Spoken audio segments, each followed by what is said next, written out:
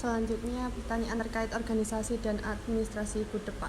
Ya. Nah, kira-kira bagaimana struktur organisasi Gugus Depan di SMA Negeri Gemolong ini, Pak? Kalau struktur organisasi kita mengikuti struktur organisasi baku dari Warcap, sehingga kita sudah sesuaikan, ada ya Kamabigus, kemudian pembina, ya dan seterusnya ke bawah sama, kita samakan dengan yang dari Warcap.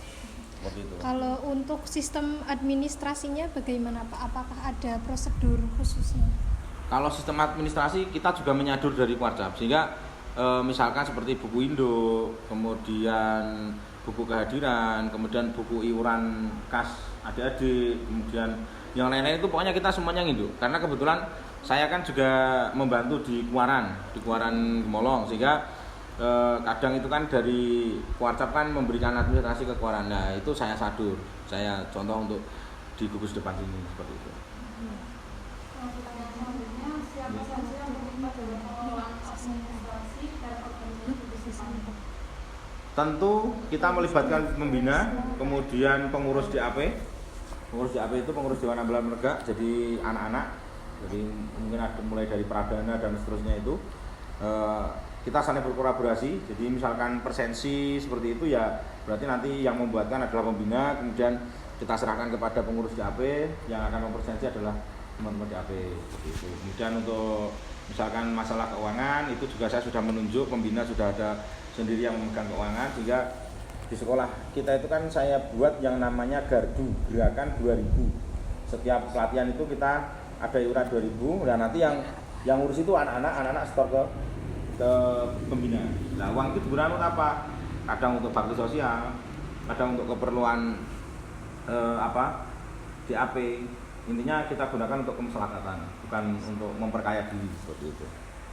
Untuk pertanyaan selanjutnya, bagaimana cara Bapak menjaga agar administrasi ini tetap berjalan dengan tertib dan efisien?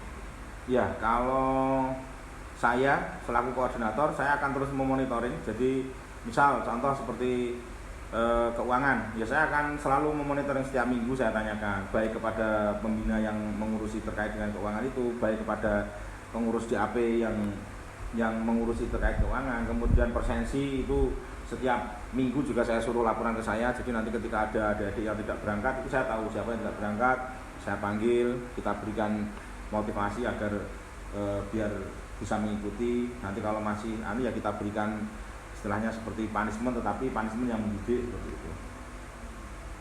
Untuk pertanyaan terakhir Pak, tantangan utama dalam menjalankan administrasi di Gugus ini apa saja dan bagaimana Bapak mengatasi hal-hal tersebut? Kalau tantangan itu jelas. Jadi tantangan itu kalau terkait dengan administrasi ya, administrasi itu kan dimanapun itu kan pasti tantangannya itu keajekan.